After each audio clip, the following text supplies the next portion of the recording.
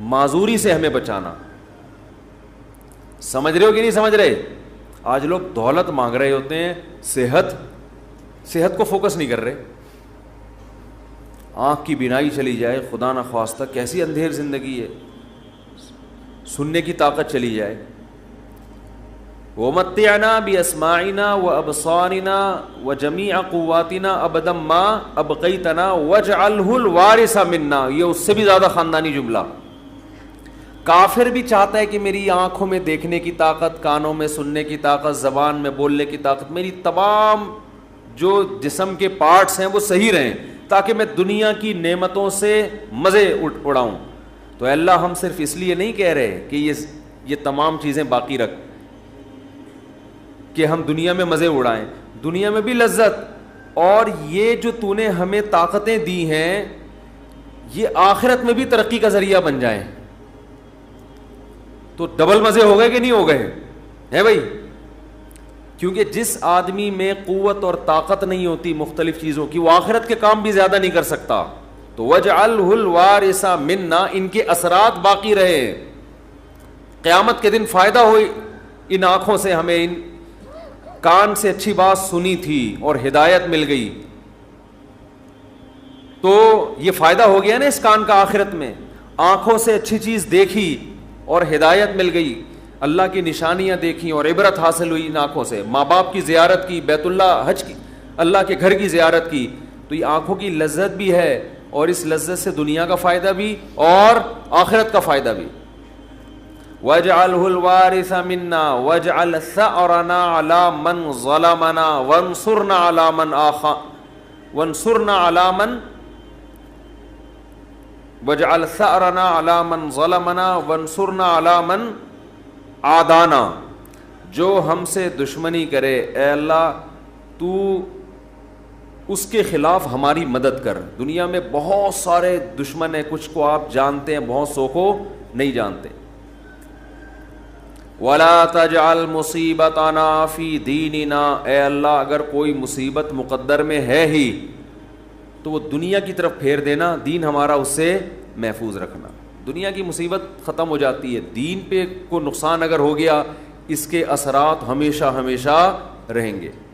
وَلَا تَجْعَلْ مُصِيبَتَنَا فِي دِينِنَا وَلَا تَجْعَلِ الدُّنْيَا أَكْبَرَ هَمِّنَا. یہ جب مانگا کرے نا خوب شوق سے, اس کا مفہوم سوچ کے, اے اللہ دنیا ہمارا بڑا غم نہ بنا دینا کہ ہماری بڑی چاہت ہی کیا ہو. آج آپ دیکھیں, آپ کسی سے پوچھیں تجھے دنیا میں سب سے بڑی ٹینشن کیا ہے, وہ کیا بزنس. تیرا سب سے بڑا مسئلہ کیا ہے, صحت.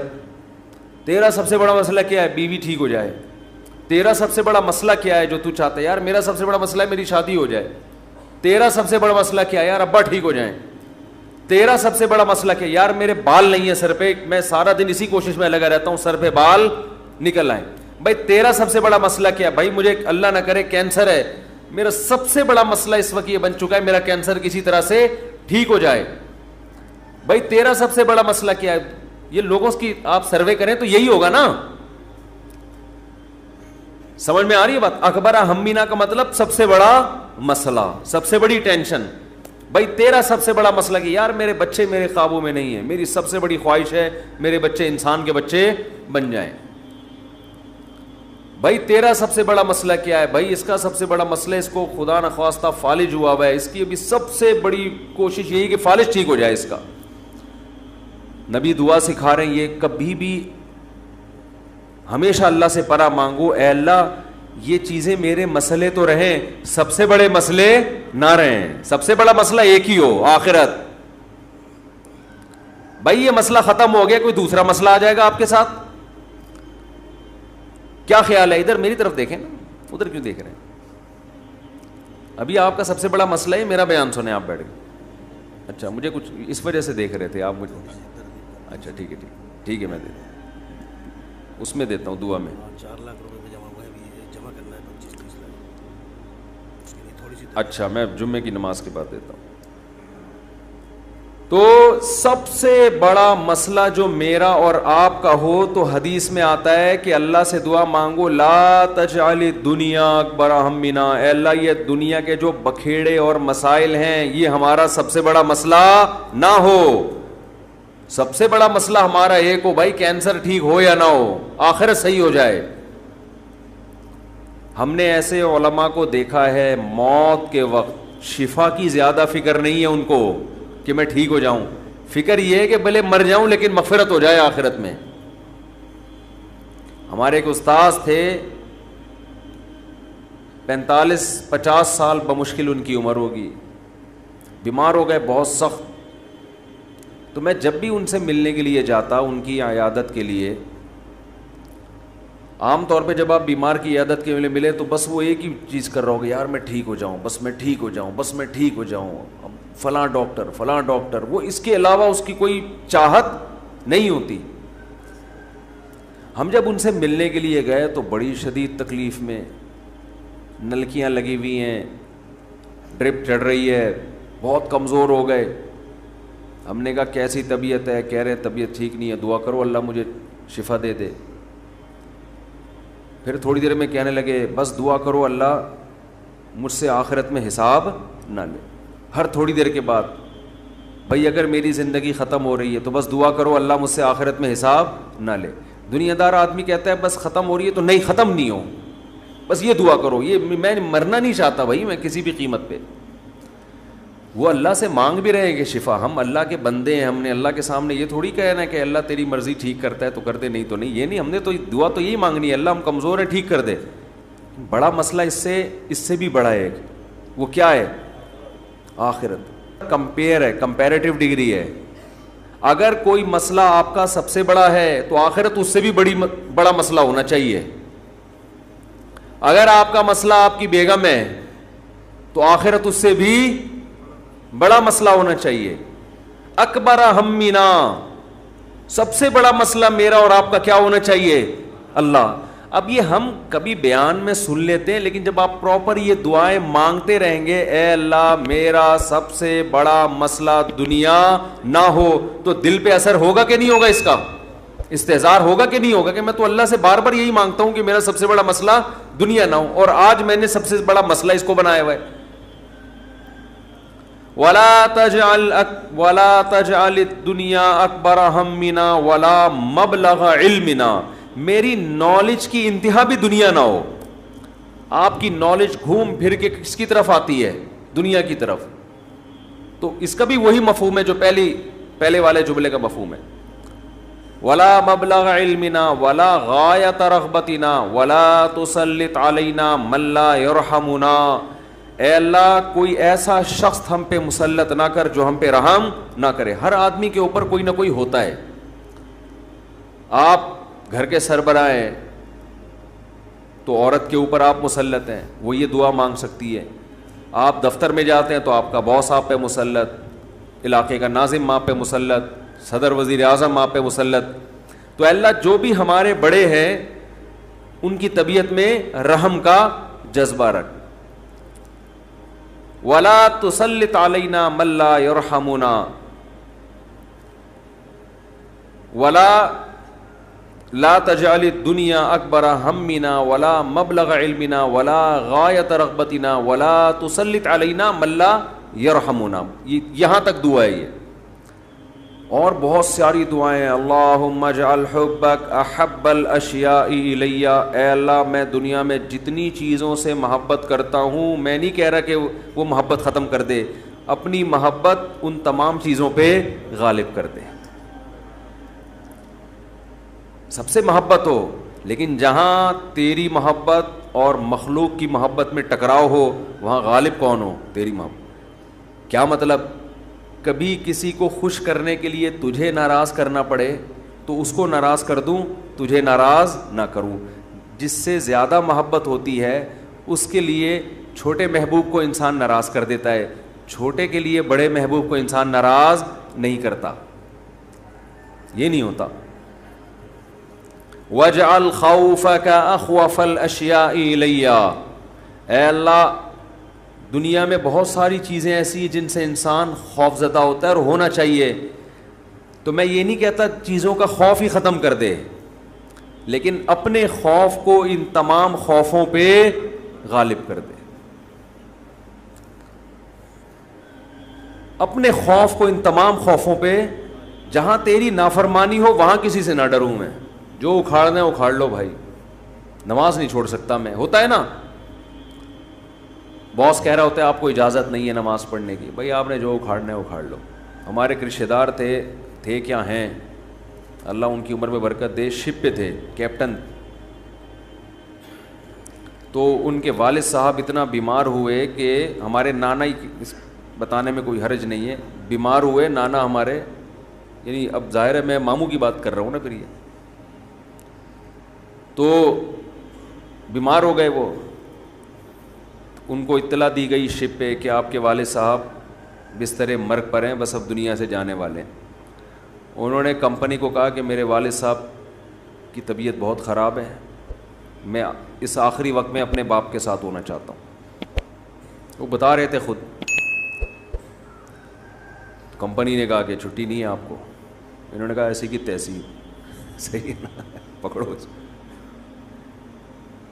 چھٹی دینی ہے تمیز سے دو, نہیں دینی ہے تو میں چھوڑ کے جاؤں. یہ کیسے ہو سکتا ہے, میرا باپ دنیا سے جا رہا ہے اور میں یہاں کمپنی کے لیے بیٹھا رہا ہوں یہاں پہ. کمپنی بعد میں, باپ کون ہے, پہلے ہے. تو خیر وہ دے دی ان کو تمیز سے چھٹی. انہوں نے تھوڑی بدماشی بھی کرنی پڑتی ہے, بھائی چھٹی دو مجھے, نہیں تو رکھو کسی دوسرے بندے کو, یہ میرا ہیڈک نہیں ہے. غیرت ختم نا, مارکیٹ میں غیرت ہی نہیں ہے. تو باپ ماں یہ رشتے ایسے تھوڑی ہے کہ آپ کمپنی باس چھٹی دے دیں گے تو چلا جاؤں گا, نہیں تو سر میں مجبور ہوں. بھائی تمہارے باپ کو بھی چھٹی دینی پڑے گی. تو ایسے ہی نماز کے لیے بھی ہمارے حضرت ایک واقعہ سنایا کرتے تھے, بس یہ واقعہ کر کے بیان ختم کرتا ہوں, کہ ایک صاحب کو اسلام آباد میں کسی کمپنی میں جاب ملی. تو کمپنی نے ان کو انٹرویو کے دوران بتا دیا کہ آپ کو نماز پڑھنے کی اجازت نہیں ہوگی. اس نے کہا میں یہ جاب, حالانکہ سارے انٹرویوز پورے ہو گئے تھے, سلیکشن ہو چکا تھا ان کو, لیکن آخری میں ان کو یہ بتا دیا. انہوں نے کہا میں نہیں کرتا یہ جاب, اچھی خاصی تنخواہ تھی. تو اس نے کہا کہ کیا آپ پکے نمازی ہیں؟ اس نے کہا نہیں میں تو نماز نہیں پڑھتا. میں کہ جب آپ ویسے ہی نہیں پڑھتے ہیں بھائی تو پھر آپ کو کیا مسئلہ ہے؟ اس نے کہا میں ویسے ہی نہیں پڑھتا, سست ہوں, کاہل ہوں, تمہارے مشورے پہ میں نماز چھوڑ دوں یار, ٹھیک ہے نا, کمپنی کے کہنے پہ میں چھوڑ دوں. خدا کہے گا نا کہ تیرا دل اپنا ہی نہیں چاہتا تھا, ہے بھائی, تیرا اپنا دل نہیں چاہتا تھا, تو نالائق تھا, لیکن اب کمپنی اور خدا کا مقابلہ ہو رہا ہے تو اس کو تو نے خدا بنا لیا ہے. یعنی ہم اتنا پروٹوکول تھوڑی کمپنی کو دیں گے, باس کو دیں گے کہ تو کہہ دے نماز چھوڑ دو, تو ہمارا باپ ہے جو تو کہہ دے یہ کام تو ہم باپ کے کہنے پہ ہی. اگر آپ کا نماز پڑھنے کا موڈ ہوا اور ابا کہہ رہے نہیں پڑھو, ایسے موقع پہ آدمی کہتا ہے ابا میرا اپنا آج تو میرا موڈ بن گیا ہے, میں کیسے چھوڑ دوں نماز. تو یہاں تو ابا کو آدمی لفٹ نہیں کراتا میرے بھائی, جو کرنے والے ہوتے ہیں. باس کو اتنا باپ کیوں بنا لیں گے ہم؟ تو باس کی چمچہ گیری اتنی کیا کرو جتنی قیامت میں افورڈ کر سکو. یہ بھی انسان ہے, اتنا زیادہ فری نہیں کرایا کرو.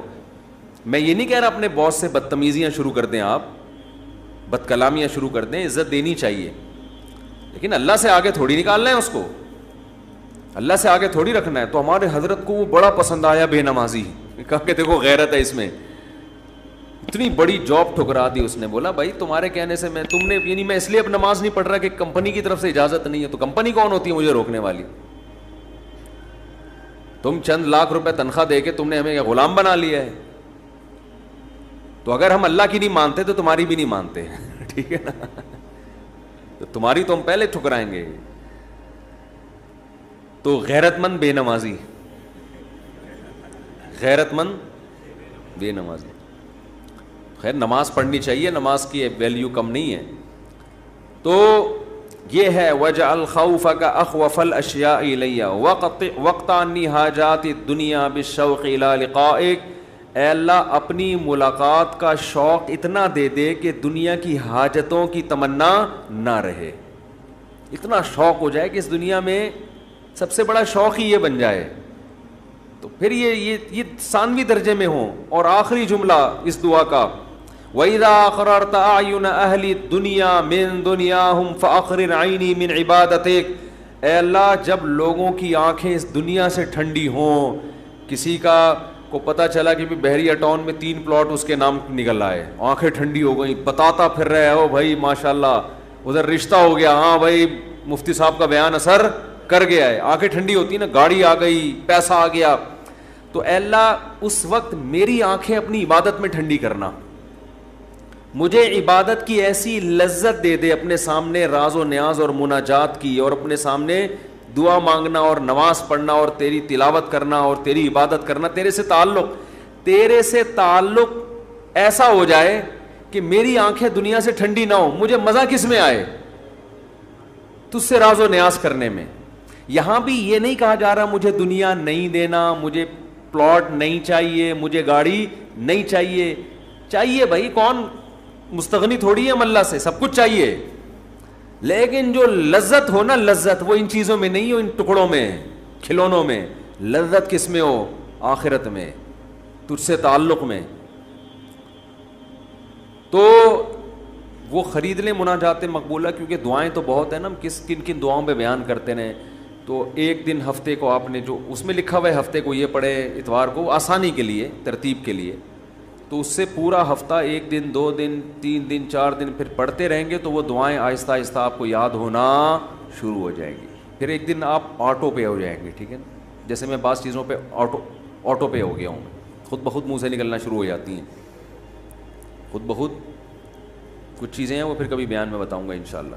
تو وہ آٹو پہ آ گیا ہوں میں, تو وہ خود بخود ہونا شروع, تو وہ آپ کو دعائیں آہستہ آہستہ خود بخود یاد, اور آپ کو محسوس ہوگا آپ کے دل کی کیفیت آہستہ آہستہ چینج ہو رہی ہے. اللہ تعالیٰ سمجھنے کی, عمل کی توفیق عطا